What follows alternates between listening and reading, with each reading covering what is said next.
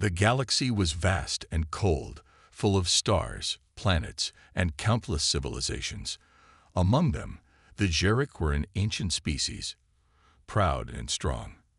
For centuries, they thrived, mastering technologies and creating peaceful societies.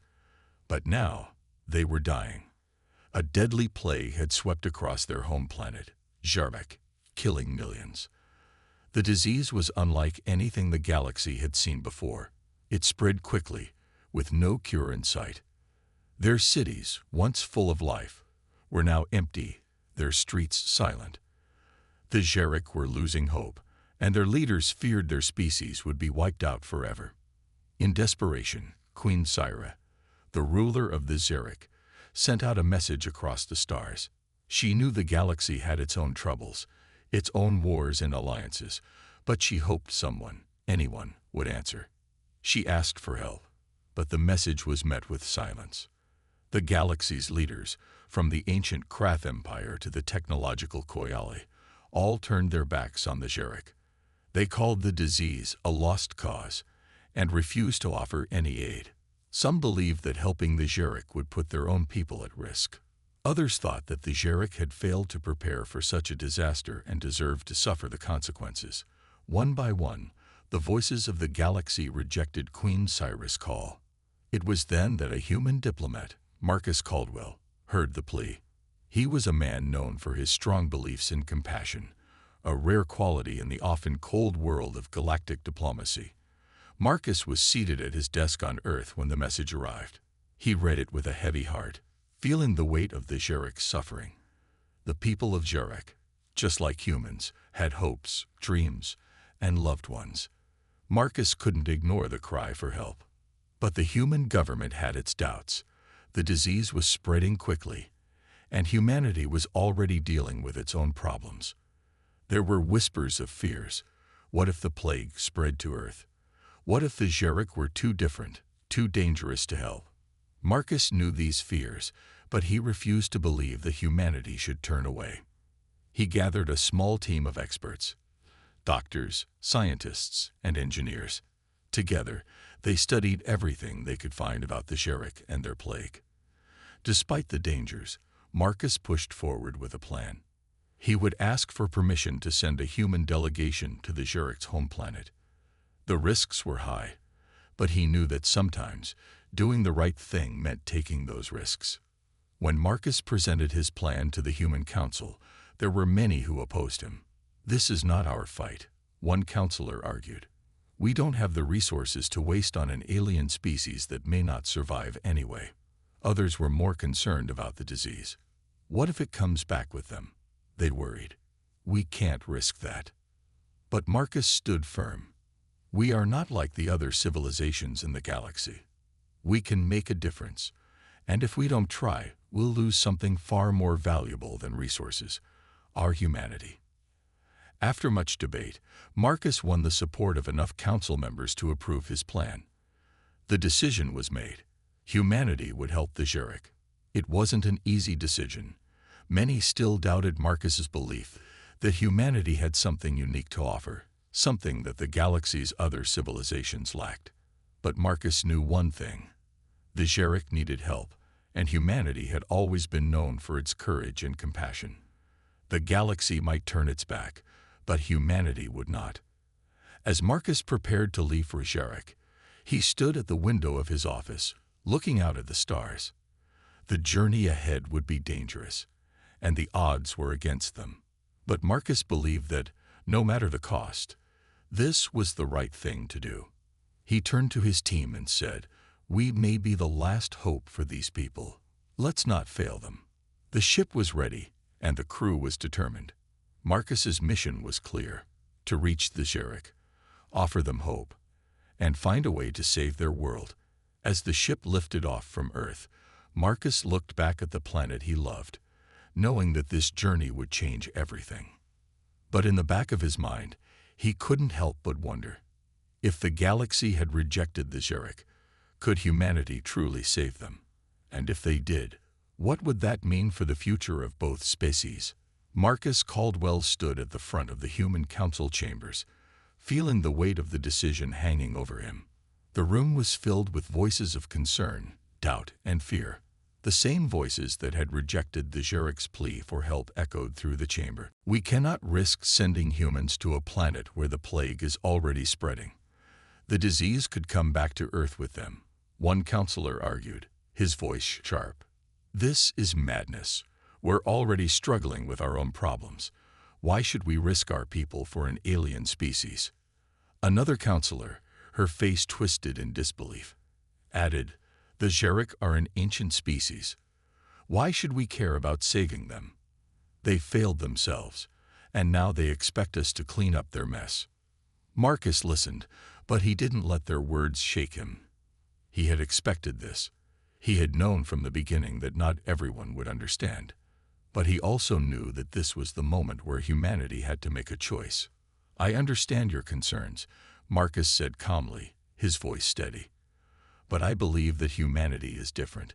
We have always been willing to help others, even when it's difficult or dangerous.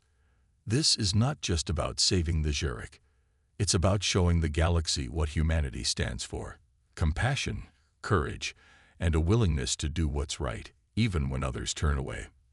There was a silence in the room, but it didn't last long. The counselors exchanged glances, some still skeptical, others unsure. The tension was thick in the air. Marcus could see the doubt in their eyes, but he refused to back down. He continued, if we do nothing, the Xeric will perish. And if they fall, their enemies will grow stronger.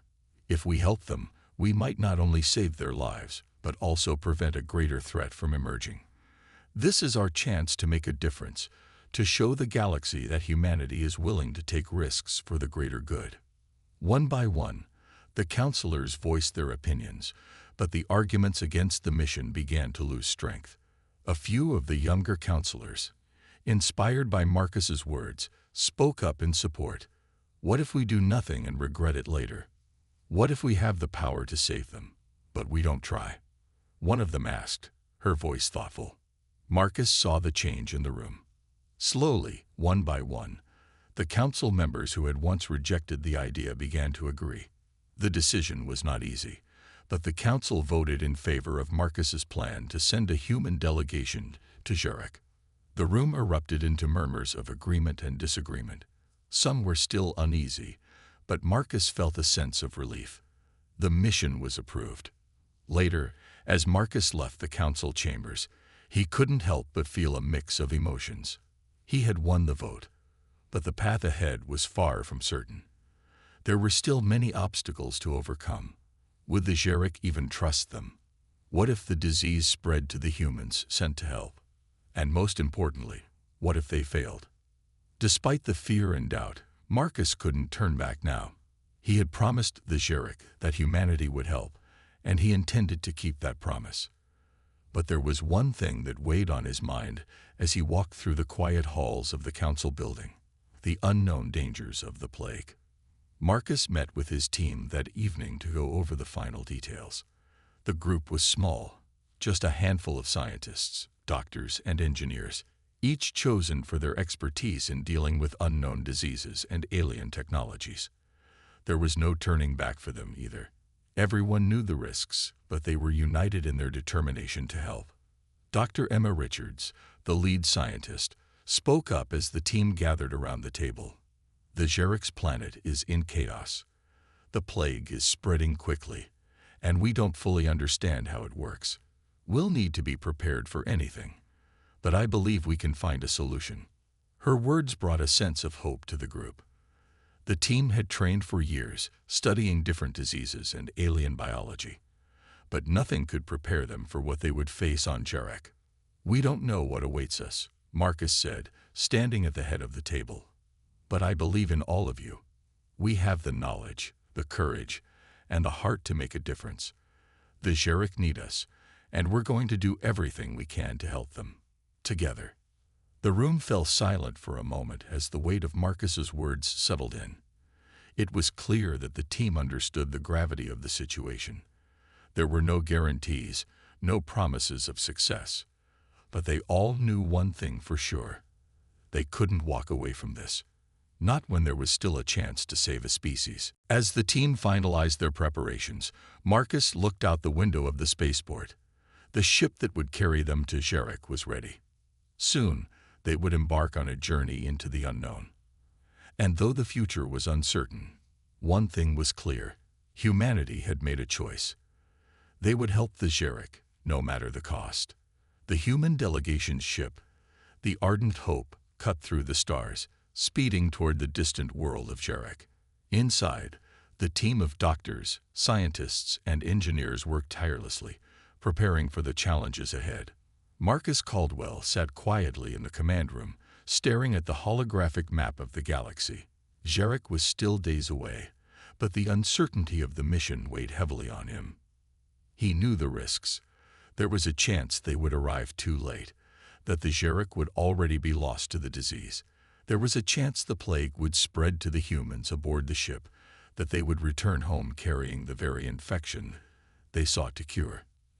And there was always the possibility that the Jarek, proud and desperate, might not welcome outsiders. But Marcus also knew this. They couldn't afford to fail. The Jarek were their only hope, and humanity was the only species willing to reach out. If they gave up now, they would never live with themselves. This was their chance to show the galaxy that they were different, that humanity could be the light in a galaxy full of darkness. As the ship glided through space, Dr. Emma Richards sat with the rest of the scientific team in a large, well-lit lab. She studied the data from Jarek, analyzing every report she could find about the plague. The disease was unlike anything they had encountered before. It was fast, brutal, and seemed to target the Jarek's unique biology. "We have to understand how this disease works before we get there," Dr. Richards said, looking up from her console. "If we don't, we could make things worse." A few of the scientists nodded, but the fear in their eyes was clear. There were no guarantees. The Jarek were an alien species, and their physiology was vastly different from humanity's. What worked for one species might not work for the other. But the mission was clear. They had to find a way to help. "We can do this," Marcus said, walking into the lab. He had overheard their conversation and wanted to offer some reassurance. "You've all trained for this. We're not going in blind. We have the best minds on this ship. If anyone can find a solution, it's us." Dr. Richards looked at him, grateful for the support. "We'll do our best, Marcus. But this disease, it's changing constantly. By the time we get to Jarek, it might have evolved again." Marcus nodded grimly. "I know, but we can't turn back. Not now. The Jarek are depending on us." As the days passed, the crew grew more focused. The long hours of silence in space gave them time to reflect, to think about the mission, and to prepare for the unknown. Some slept fitfully, haunted by dreams of failure. Others spent their time studying the data, researching possible treatments, and making sure every piece of equipment was ready. Then, one evening, as the Ardent Hope neared the outer orbit of Jarek, a signal came through. The Jarek had been monitoring their arrival, and they were not pleased. "Human ship detected." A Jarek voice crackled over the comms. "You are not welcome. Leave now or face consequences." The message was clear. The Jarek were not interested in help from outsiders, especially from a species they knew nothing about. The tension was thick as Marcus listened to the transmission. He could hear the anger in the Jarek's voice, the desperation of a species who had been abandoned by the galaxy. They had no choice but to try again. "I need to speak with their leaders," Marcus said firmly. "We'll have to show them that we're here to help, not to take advantage of them. Prepare to land." The crew scrambled to follow orders. They had expected resistance, but the Jarek's hostility made it clear that the situation was more complicated than they had hoped. Marcus knew that the hardest part of the mission had just begun, convincing the Jarek that humanity wasn't their enemy, that they weren't another threat to be feared. As the Ardent Hope descended into the atmosphere of Jarek, the landscape below was dark and desolate. The once thriving planet now looked like a dying world. Cities that had once gleamed with the light of progress were now darkened ruins. The few signs of life that remained were weak and fading. When the ship touched down, the crew stepped out into a cold, alien world. The air was thin, and the landscape was harsh and unforgiving. As Marcus and Dr. Richards led the team, they were met by a group of Xeric warriors. The Xeric were tall and imposing, their bodies covered in thick, dark armor. Their eyes, cold and distrustful, studied the humans as if they were intruders. "You are brave, humans," one of the warriors spoke, his voice deep and challenging. "But you are also foolish. We do not need your help." Marcus stepped forward, his voice calm but firm. "We're not here to fight you. We're here to save your people. The disease that's killing your world, we have the knowledge to help. We just need to work together." The Xeric warrior's gaze hardened. "You think you can cure what has already claimed so many lives? You are too late." Marcus didn't back down. "It's not too late. Let us prove it to you." The tension between the two groups was palpable. It was clear that the Xeric were skeptical, but Marcus knew that this was just the beginning. The hardest work was yet to come. He hoped that, in time, the Xeric would see that humanity was offering something no one else would hope. The air on Xeric was thin and cold. Marcus Caldwell took a deep breath as he looked around at the barren landscape. The city before him, once full of life, now lay in ruins. Dust and ash filled the air, and the few Xeric that moved about looked sickly and weak. The disease had ravaged their world, and the hope of saving it seemed like a distant dream. As Marcus and his team were escorted through the city, the Xeric warriors did not speak, but their eyes were sharp, watching every movement. They clearly didn't trust the humans, and Marcus knew that gaining their cooperation wouldn't be easy. They reached a large open building in the center of the city, a structure that once looked grand, but now stood as a shadow of its former glory. Inside, a group of Xeric leaders waited. They were older, their faces hardened by years of war and hardship. Their eyes glowed with a fierce intensity, but there was something else: desperation. It was clear they were running out of time. "Human," the leader said, his voice harsh and filled with skepticism. "You have come here to waste your lives. The plague has already taken too much. You cannot save us." Marcus stepped forward, his heart pounding in his chest, but he didn't show his fear. "We're not here to waste our time. We understand the disease, and we have the knowledge to fight it. But we need your cooperation. If we work together, we can stop it before it destroys your entire species." The Xeric leader's eyes narrowed. "And why should we trust you? What is it that you want from us?" Marcus took a deep breath. He knew that this was the moment that would make or break the mission. "We want nothing from you. We have no interest in your resources or your world. All we want is to save your people. There's no hidden agenda. We're offering help, but we can't do it alone." The leader paused, studying Marcus. There was silence in the room, and Marcus could feel the weight of the moment pressing down on him. Finally, the leader spoke again, his voice softer this time. "Your words are bold, human, but we are not fools. You are not the first to offer help. Many have come, promising salvation, only to leave when they saw how far gone we are. Why should we believe you?" Dr. Emma Richards, who had been quietly observing, stepped forward. "Because we're different. We've seen the disease spread to other species, and we've studied how it works. We've brought the best scientists, the best doctors, to find a cure. We know it's not easy. We know you may not believe us, but we are your only chance." The room was tense, but something in the leader's expression shifted. Marcus could see the flicker of hope, tiny, but there. It was enough to keep him going. "We are offering our help because we believe in something greater than ourselves," Marcus continued.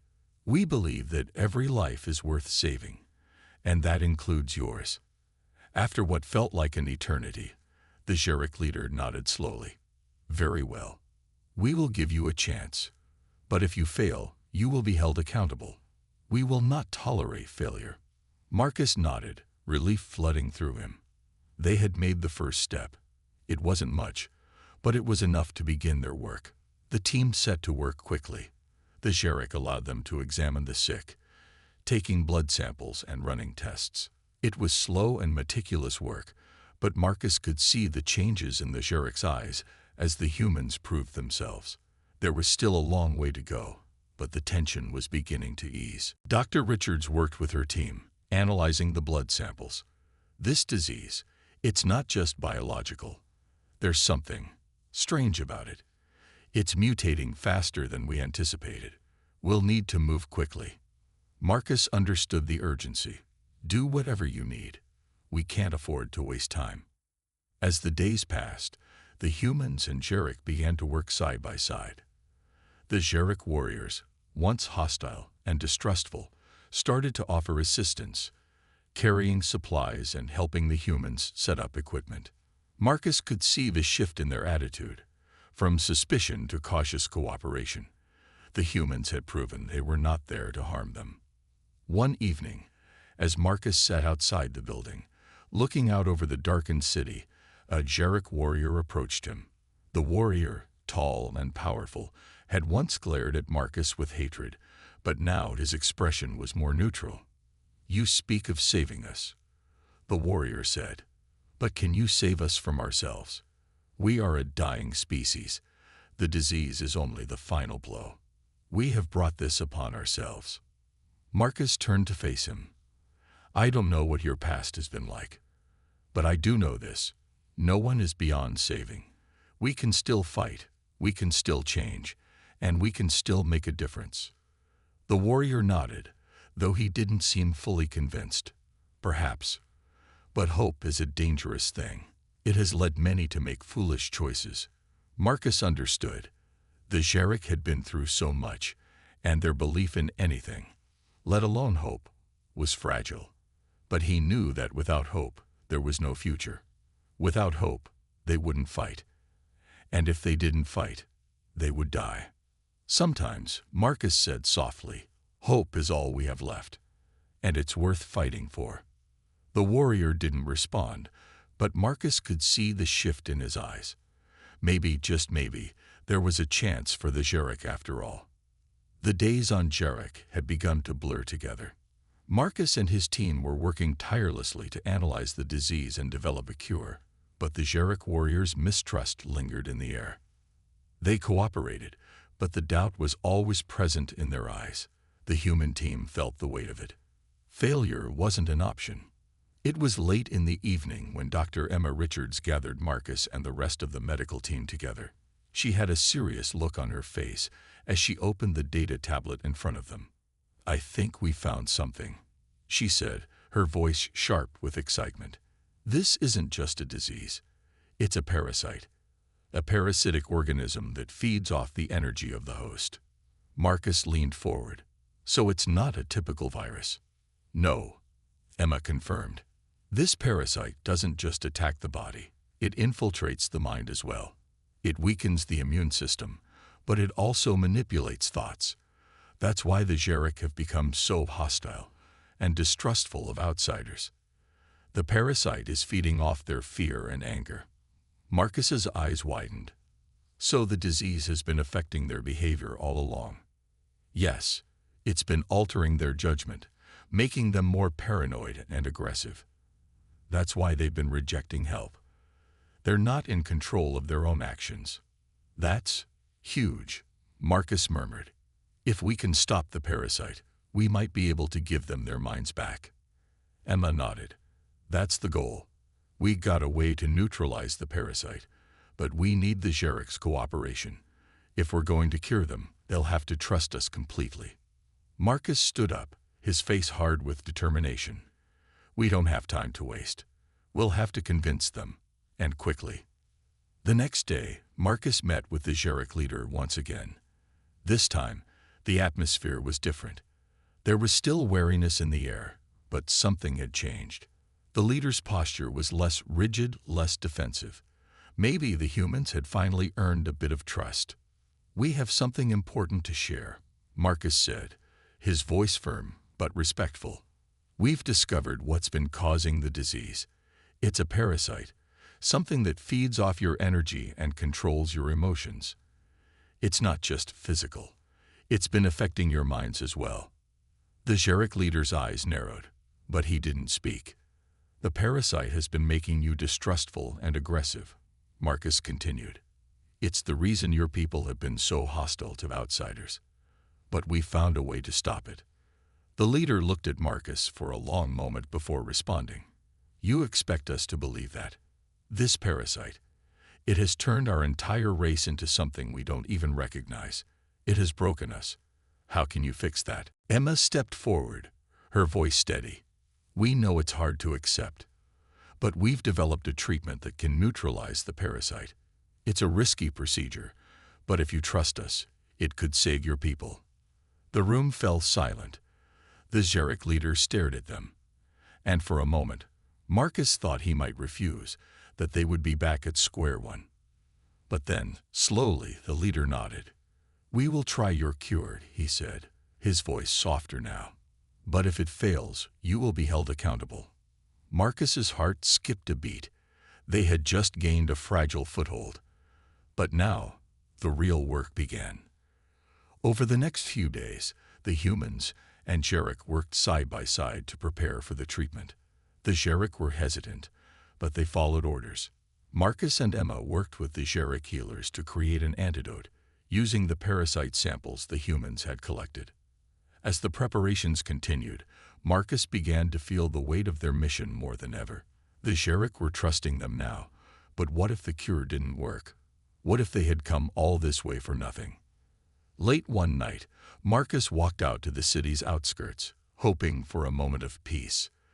The stars above Xeric were dim, barely visible through the thick clouds. The planet was dying, and Marcus knew that they were running out of time. He couldn't fail. Not now. He was lost in thought when a voice startled him. You are worried. Marcus turned to see the Xeric warrior from earlier, the one who had been skeptical of the humans. It's not just the disease, Marcus said, his voice heavy. It's everything. The Xeric have been through so much. If we fail now, we are a people who have known loss, the warrior said quietly. We have been on the edge of extinction for years. You speak of failure, but we are already failing. The only question is whether we are willing to change. Marcus looked at the warrior, feeling the weight of those words. They were a people on the edge, but they were not beyond saving. There was still hope. The warrior's expression softened. I will help you, human. If your cure works, I will fight beside you. Marcus nodded, grateful for the warrior's words. The Xeric may not have trusted them at first, but now, at least some of them were beginning to believe. And that belief, no matter how small, could be the key to saving them all. The days leading up to the treatment were tense. The Xeric people were waiting, watching the humans carefully. No one said it out loud, but Marcus could feel the weight of their skepticism. They had been disappointed too many times before. The last thing they wanted was false hope. Marcus and Emma worked tirelessly, double-checking their data, ensuring the antidote was ready. The treatment was complex. It involved injecting a substance that would target the parasite and neutralize it, but it was still a risk. They didn't know how the Xeric bodies would react, or if the parasite would even allow itself to be eliminated. The Xeric leader had given his approval, but Marcus knew that if this didn't work, the consequences could be catastrophic. The warriors would see them as enemies, and the fragile trust they had built would shatter in an instant. We're ready, Emma said one evening, standing next to the preparation station, where the antidote was kept in large vials. This is it. We're putting everything on the line. Marcus nodded, trying to steady his nerves.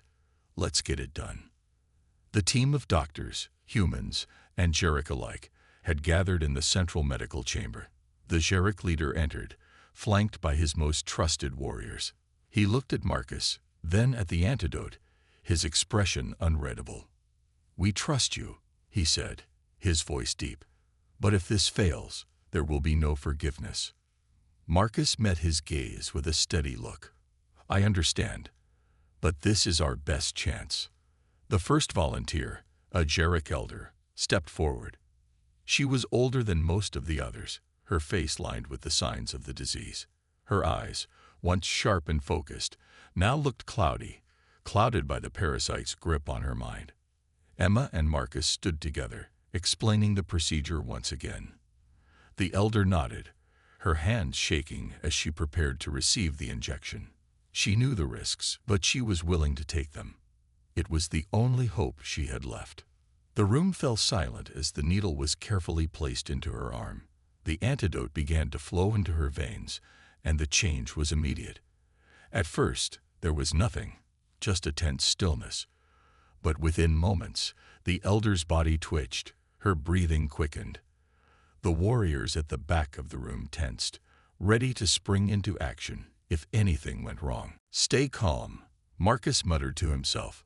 He couldn't afford to let his fears show now. The elder's eyes fluttered open, and for the first time in weeks, they seemed clear. She looked around the room, confused but alert. She raised a hand to her forehead, touching it gently as if checking for something. What happened?" she asked, her voice shaky but calm. The room erupted in a mix of relief and disbelief. Marcus and Emma exchanged a glance. It had worked. The parasite was gone. But they couldn't celebrate just yet. There were still others to treat, and the true test would be if the antidote worked for them as well. Over the next few days, Marcus and his team administered the treatment to more and more Jarek. Each time, the results were the same. The parasite was neutralized. The mind cleared. The Jarek were waking up from a long nightmare. But there were still those who didn't trust the cure. They stayed in the shadows, refusing to step forward for the treatment. Marcus could understand their fear. After all they had been through, it wasn't easy to put their faith in humans again. One evening, as the last of the patients received the treatment, Marcus found himself in a quiet corner of the camp, staring at the stars. It was hard to believe how far they had come. From the first moment, the Jarek had attacked them to this point, where they were actually saving their people. He heard footsteps behind him and turned to see the Jarek warrior from before, the one who had been most skeptical of the humans. The warrior had been silent through much of the treatment process, watching from the sidelines. "You did it," the warrior said, his voice low. "You saved us." Marcus smiled faintly. "We didn't do it alone. The Jarek helped too." The warrior's eyes softened. "I was wrong. I thought you were just here for your own gain. But now I see that you came to help us. You've given us something we thought we'd lost forever. Our minds." Marcus felt a lump form in his throat. It had been a long, difficult journey. But moments like this made it all worth it. "We're not done yet," Marcus said. "There's still a lot of work to do, but I believe we can rebuild together." The warrior nodded. "We are not weak, human, but we are broken. Perhaps with your help, we can heal." As the days passed, more and more Jarek came forward for the treatment, and slowly they began to rebuild their society. They were grateful to the humans, and though their mistrust didn't disappear completely, there was a new sense of hope in the air. The Jarek warriors, once so hostile, now worked side by side with the humans, rebuilding their medical infrastructure, repairing their city, and taking the first steps toward unity. It wasn't easy, and there were still challenges ahead, but the healing had begun. Marcus watched as the Jarek leader addressed his people one evening, his voice strong and steady. "We have been saved, not by force, but by the hand of those we once saw as enemies. Humanity has shown us the path forward. Now it is up to us to follow it." The crowd cheered, and Marcus felt a surge of pride. They had done it. The Jarek were on the road to recovery, and the bond between their people and humanity had never been stronger. It had been several months since the cure had been administered to the Jarek people, and the changes were remarkable. The once war-torn camp had transformed into a bustling center of activity. Humans and Jarek now worked together, side by side, rebuilding what had been broken. It was not just their physical world that was changing, but their hearts as well.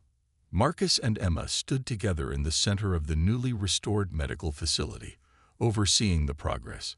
They had earned the trust of the Xeric, but more importantly, they had shown them that cooperation and kindness could lead to a better future. "It's amazing, isn't it?" Emma said, her voice filled with wonder as she watched the Xeric warriors helping to rebuild the walls of the medical center. Marcus nodded. "I never imagined it would come to this. From enemies to allies in such a short time."